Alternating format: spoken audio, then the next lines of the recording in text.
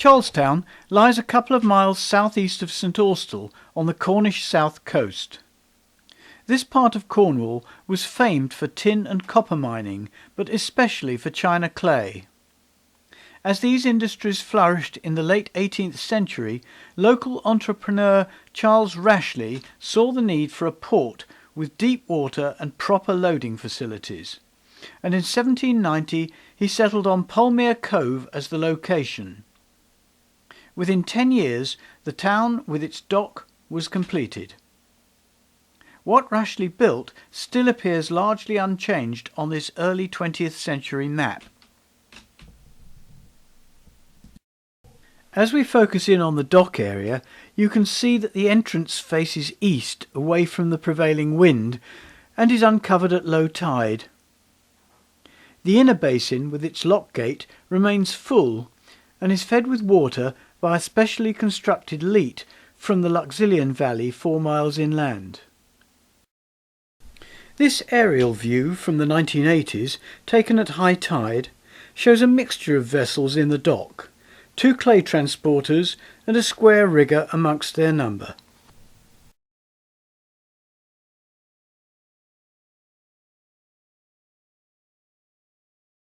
There are china clay dries to the northeast of the basin, and you can see the coastal footpath going east and giving access to Carlisle Bay, the residential area now built up on the headland and overlooking Charlestown.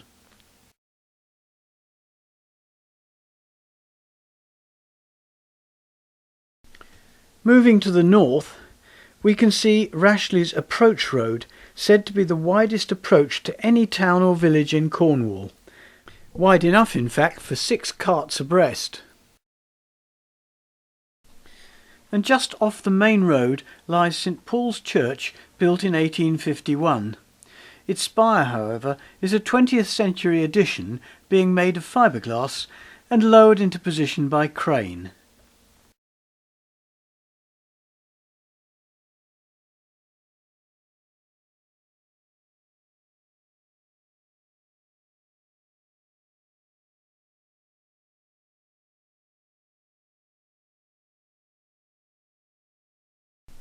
Further up the main road is Charlestown Foundry and Ironworks, started in 1823 and one of the first in the West Country to work from blueprints.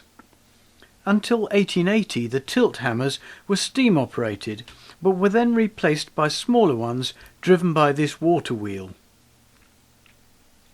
The foundry was sold for development in 2004, but the buildings have been sympathetically recycled.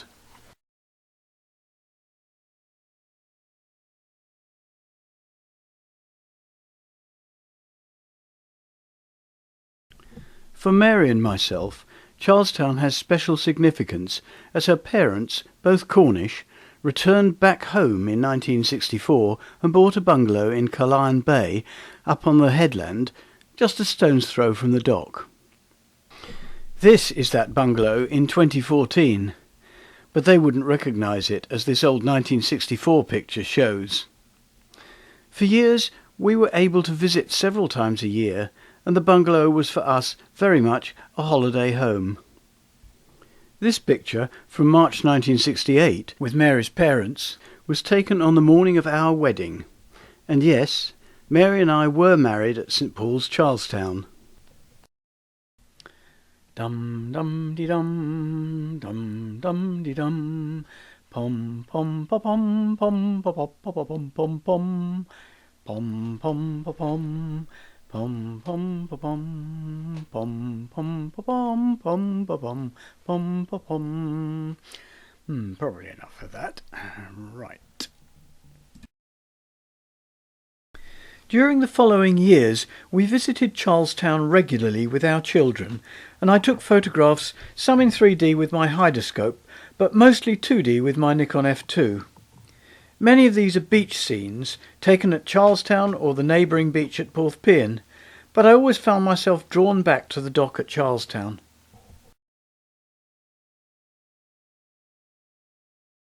We were often down in Cornwall for Easter and also during the autumn half-term. This may explain the warm clothing seen in most of the pictures.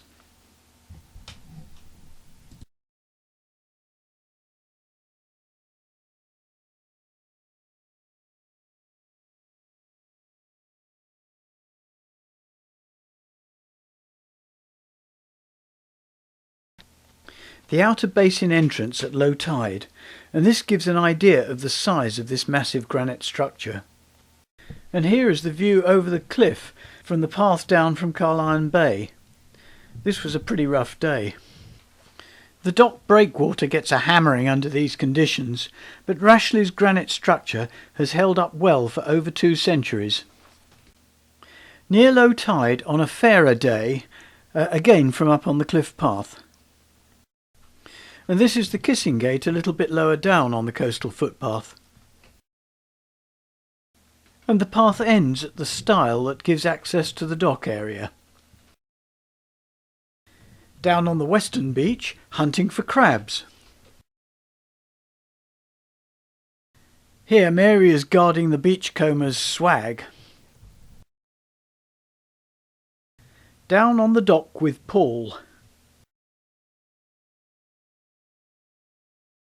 And here with the rock called Polmere Island in the background. I think this shot at the eastern end of the cove was Paul's first go with the hydroscope. And back in the bungalow with Granny Seaside. In the 1980s, Charlestown was host to 2 beautiful square riggers, both sadly ill-fated. Marquez was built in Spain in 1917 as a brig and served in the fruit trade to Northern Europe. In the 1970s she appeared in TV series including Poldark and the Oneidin Line, and in 1984 she won the tall ships race from Puerto Rico to Bermuda. Then on the second leg to Halifax she was overcome by a huge wave and sank with the loss of 19 lives.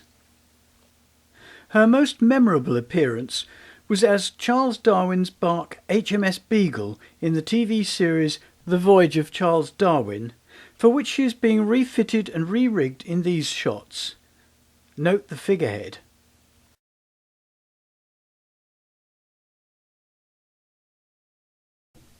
Ciudad de Inca, or more properly Maria Assumpta, the name under which she was launched in Spain in 1858, was a brig involved in the textile trade between Spain and Argentina, becoming a sail training ship in 1982. In 1984 she left Charlestown, spent 4 years on the Great Lakes in Canada, then returned to the UK taking part in another tall ships race. In 1995, by then the oldest surviving sailing ship, she struck a rock off the Rumps Point at Polzeth and sank with the loss of 3 lives. The incident was a notorious case of gross negligence. 2001 found us back in Charlestown after a break of over 10 years, and it was good to find that the dock was again host to a family of square-rigged ships. These included the Earl of Pembroke, originally named Orion and built in Sweden in 1945, and also the Kaskelot, built in Denmark in 1948. All were involved in film work.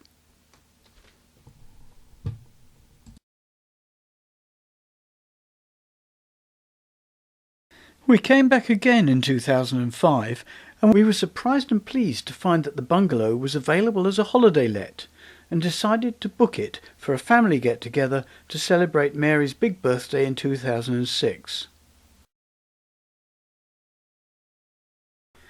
We had a great week partying and doing silly things with the family, but also spent some time around Charlestown.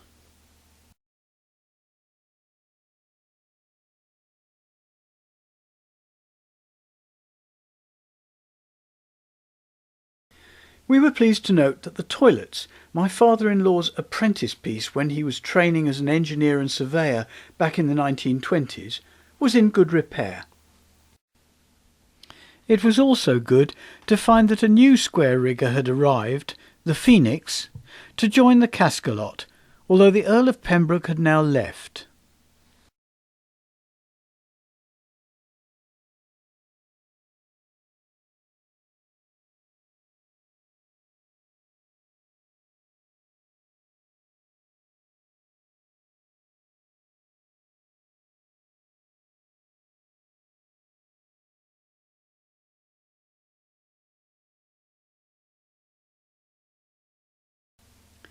Back again in 2014, and it's good to see that the dock still has one clay chute left. The Pier House Hotel is prospering. The toilets have gained a title board and some iron grill gates. The Victorian post box is still there, and a great piece of chainsaw carving now adorns the main street.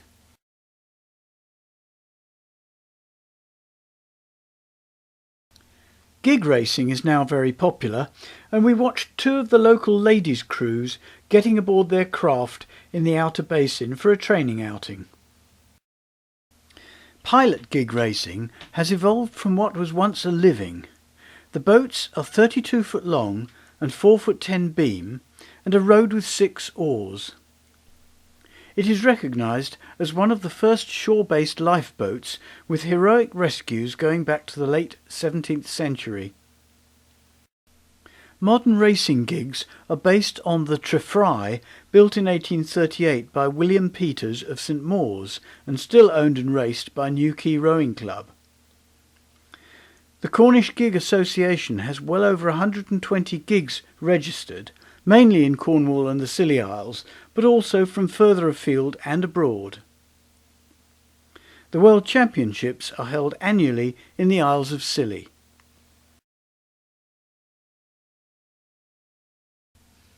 We were lucky to find the Phoenix in the inner basin, and I couldn't resist taking some more square rigger images.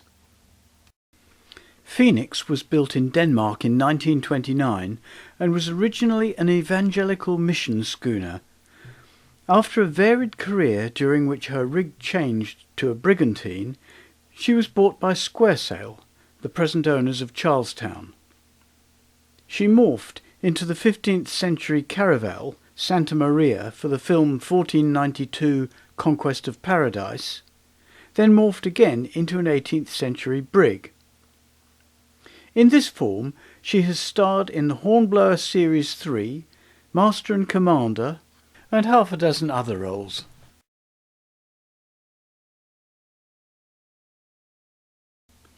And then it was time for a nostalgic wander along the eastern beach, enjoying the beautiful shoreline colours and wildlife.